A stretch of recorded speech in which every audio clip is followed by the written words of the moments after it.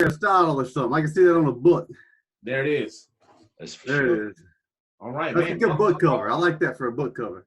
Oh, it looks good for a book cover. Okay, cool. Yeah. I I keep like that in mind. So, I can see that. Brother Shaun, we're in chapter 3 of Sometimes You Win, Sometimes You Learn. You decided to step up, and I do appreciate that. I know you got some good nuggets to drop on us, so go ahead, brother. Yeah, man.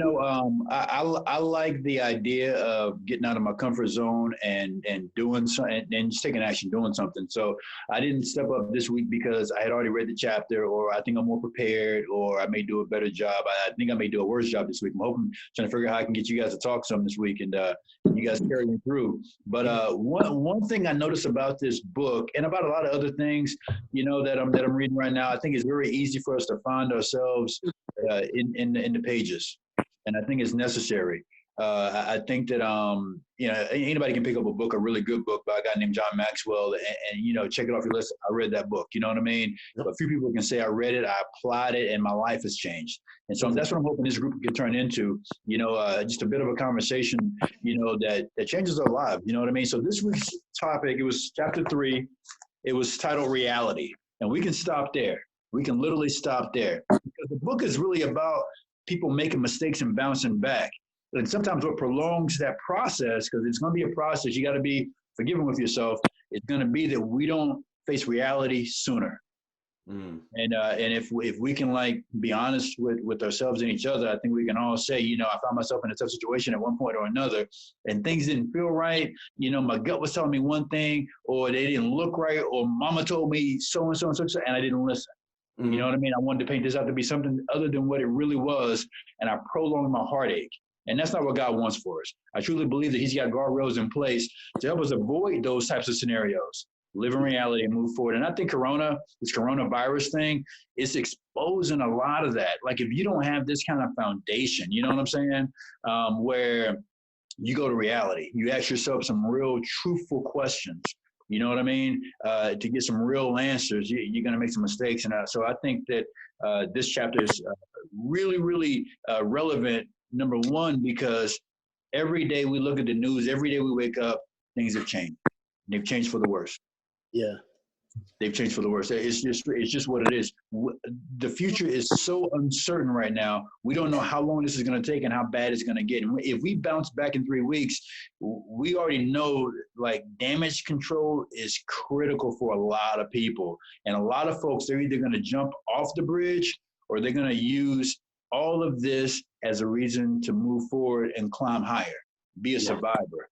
I think this group is going to be the survivor group. I don't know, but I think we are, because we're here. But I think we're going to encounter also some folks who are going to jump. So what I wanted to do today was really kind of get us into a mindset of saying, okay,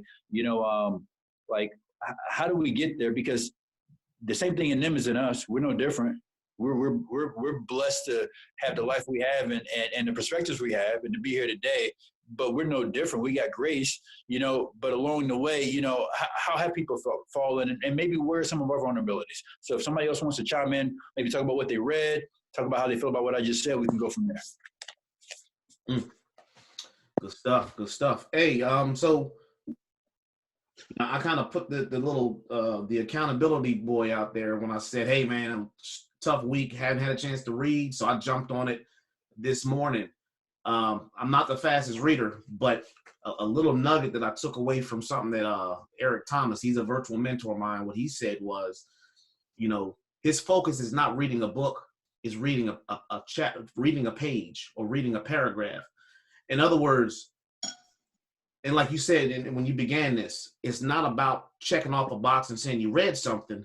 It's like, have you taken what you've read and applied it?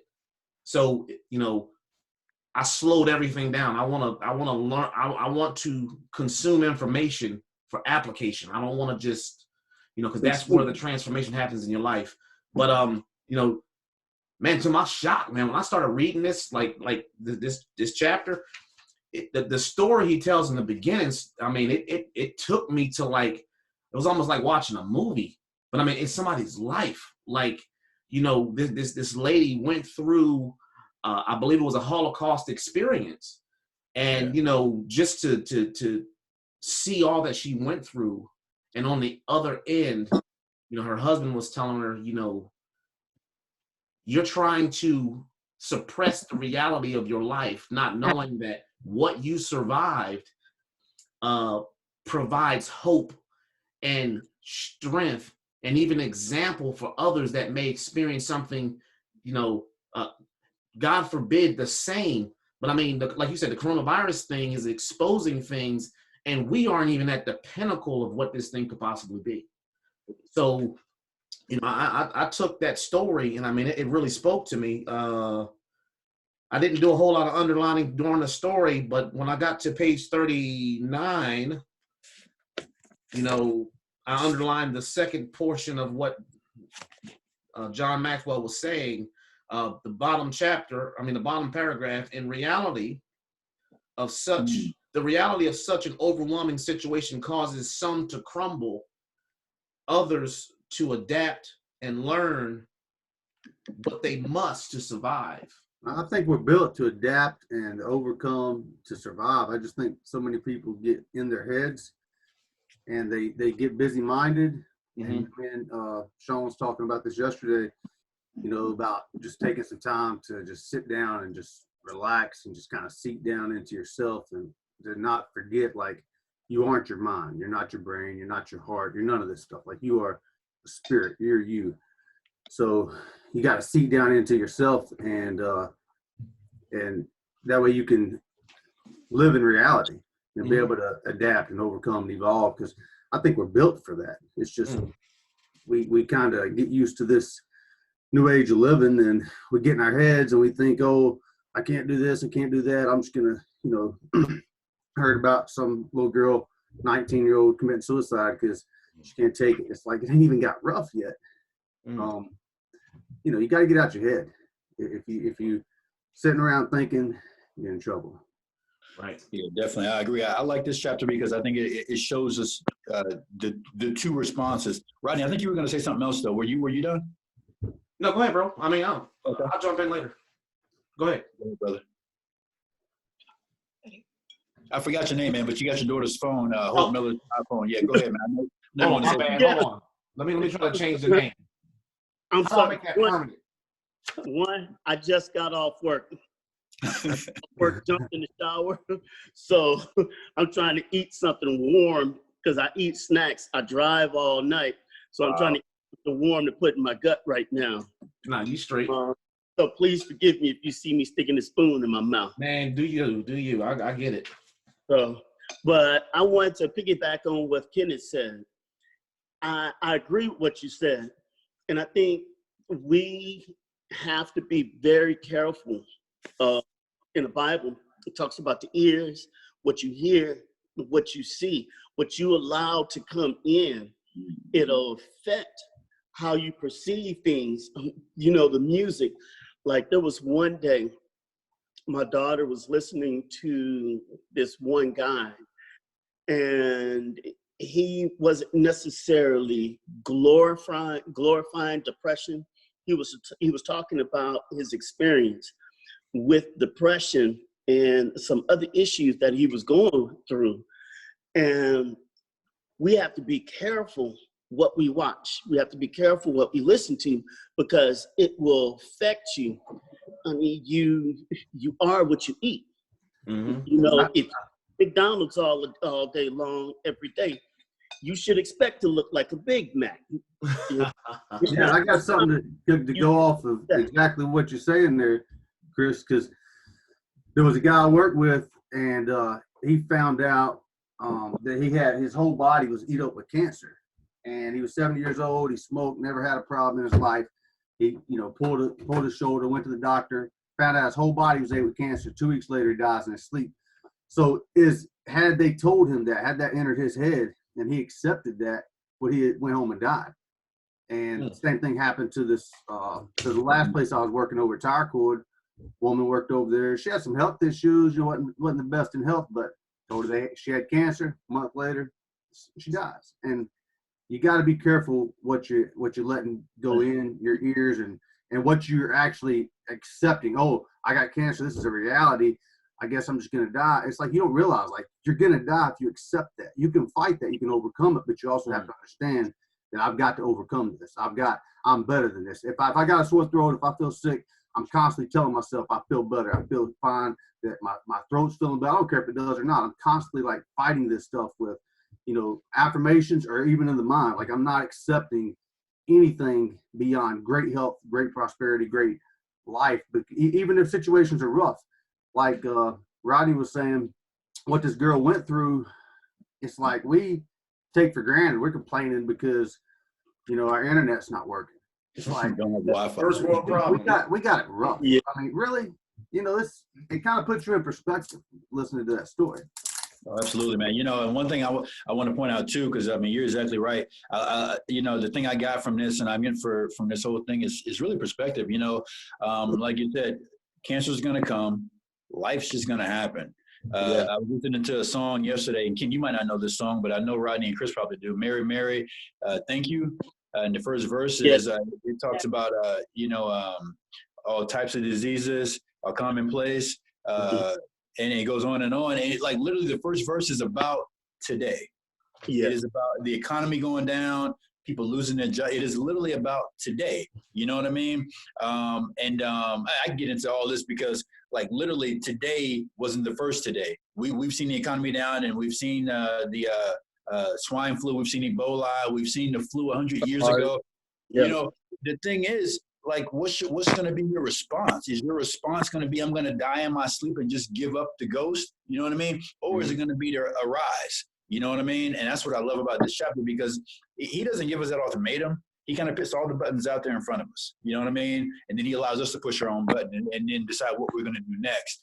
Whether it be to arise and be inspired by this story, or be aware and then be defeated by the story. You see what I'm saying? Right. Hey, so check it out. A couple things I highlighted, and I'll kind of run them off in concession. You can't improve yourself if you're kidding yourself. That's what we're talking about first. That's good. You can't improve yourself if you're kidding yourself.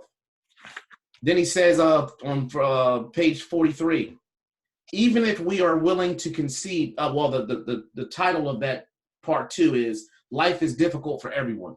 He says, even if we are willing to concede that life is difficult for most people, deep down inside, many of us secretly hope somehow that this truth won't apply to us. That's good. You know what I'm saying? So when like, you're saying it and you're hearing it, and the hope is that what you're saying and hearing, you allow it to seep down into your heart.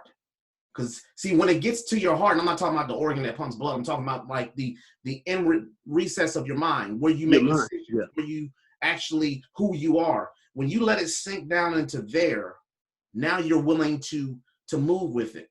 And a lot of times we got to realize that everything that we're experiencing, whatever you're observing, is just information. It doesn't mean that that's your reality. Whatever you accept becomes your reality. Your perceived reality. Right. So it's like this. Okay, it may be a fact, but that doesn't mean that your faith can't change it. It's changed when you believe it, not when it happens. So too often we get caught up in waiting for it to happen to say we believe it. No, that's what faith is. Jake said it like this. He said, fear has to exist in order for faith to even have a purpose. Yeah. So if it doesn't, like, the absence of fear doesn't mean you have faith. When fear exists and you contradict that fear, you confront that fear. Yeah. That's where your faith is actually at work. But so it's just a couple things, man. But I mean, when we get over to, was it page 45? If I can say this, I want to say this one thing. Page 45, he says the chapter is life is more difficult than for those who stop growing and learning. He tells a quick story about Galileo and the things that he came across, that he learned. And there were disciples of Aristotle who didn't want to believe it because they were stuck on Aristotle's theories. But then he actually went to the Leaning Tower. Galileo went to the Leaning Tower of Pisa, and he proved that no matter the weight, if you drop a 10-pound shot and a 1-pound shot off the tower, they will both hit at the same time. They didn't believe it. So he proved it through an experiment. He drops them. Boom. His theory is proven. Yet they refuse to believe it. And then I love what Maxwell said. He said this down at the bottom of the chapter. He said, yet many still refuse to believe it in spite of the evidence they saw with their own eyes, and they continue teaching the outdated theories of Aristotle. Isn't that something? Yeah, and my question that I pose to us is, what information are we continuing to believe, even though it no longer serves us or it's outdated? You have proven, everybody around you has proven it false. Why is it still your truth? Yeah. You know what I'm saying? Yeah, is there anything like that in our lives? I mean, those are things that we have to evaluate. Like, you know, you may have grown up believing something that served you, maybe protected you, maybe provided for you earlier in your life, but then you came across this new information, this new insight. But instead of being willing to grow with the new knowledge, you're stuck with the old information. You know what I'm saying? Yeah. Some people are unwilling to change. That's it. They're unwilling to change. They don't want to do anything new. They don't want to try anything new. In their mind, you know, I've always done it this way, and it seems to work, so it should continue to work. My mother, father, great-grandmother, great-grandfather did it this way, so I'm going to keep doing this way. Right. And I think that is an example of insanity when you continue to do the same thing over and over and over, but you expect a different outcome. You expect a different result from your efforts. If you never save, how can you ever expect your bank account to grow? Right. If you don't invest, you know, you're gonna have a hard time retiring. What do you mean? You mean I can't just like hit the lotto and put all the money in the account at one time? That ain't gonna work. That's a strategy for some people though, bro. A lot Some of people. they defy the odds. They say, you know what? You say it can't happen. It could possibly happen. And it could happen to me. But And they just want to put all the eggs in that basket. You know what I mean? I'm not gonna make any changes in my life. I could hit the lotto. yeah. Well, I can guarantee you one thing: hit that lotto, and you will be just as broke months or maybe years later. I think your iPhone, Chris, has a little delay on it, so when you speak, like, we can't really hear you. It's like we're overriding you. I don't know if it's our computers on your iPhone. Like, I see your mouth starting to move, but like we kind of just run all over you. You can't get in. Black belt theater. Yeah, he's got a delayed reaction. So you killed my brother. I wanted to share this because this keeps popping up in my mind when I'm reading this book. Because you know, I like this book so much because I can apply it to a part of my life immediately. It's just like something I need, you know what I mean, to be able to just hold on, keep my attention. So I was in this relationship earlier this year that I got out of, and it was just the wrong relationship. And I'll tell you, you know, this chapter related so much because I saw in the beginning, I saw some points that were troublesome, that were alarming, but I ignored the reality of the situation. You know what I mean? I had basically decided that, you know what, this isn't good for me. This person isn't good for me. For this reason, this reason, this reason, and this reason. But between that decision I had made and talking to the person, or a few days later, I had thought I'd give it another chance, or I justified something, or reasoned something out. You know what I mean? And I kind of whooped reality just a little bit. And then that little bit turned into a lot over the next few months. And then so when he was talking about reality, you know, I just thought, man, you know, again, you know, I think that you can make any decision you want. You can go one way or the other. And I think we all have the capability. We've all done both probably at some point.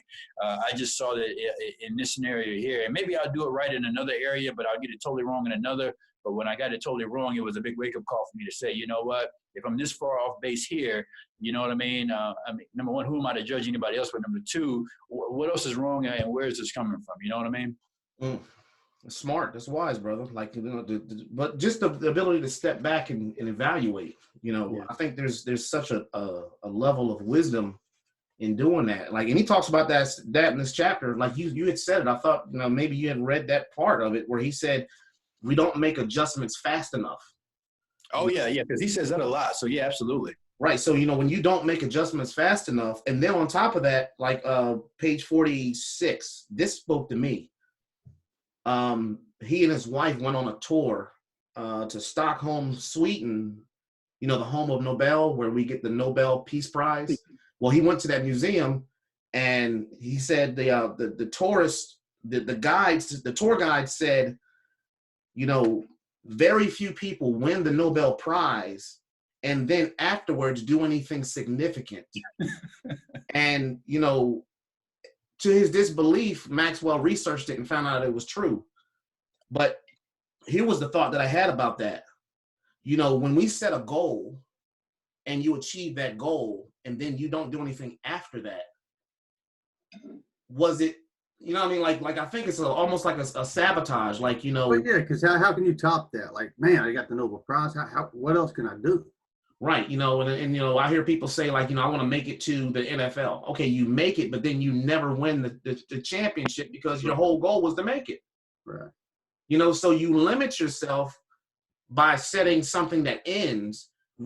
And I was thinking to myself, well, what can I put in place in my life that continues to give me the expectation, the outcome, without it fizzling out. And I think that the thing that I came up with was, I came away with thinking, don't be addicted to praise. Don't be addicted to accolades. Yeah.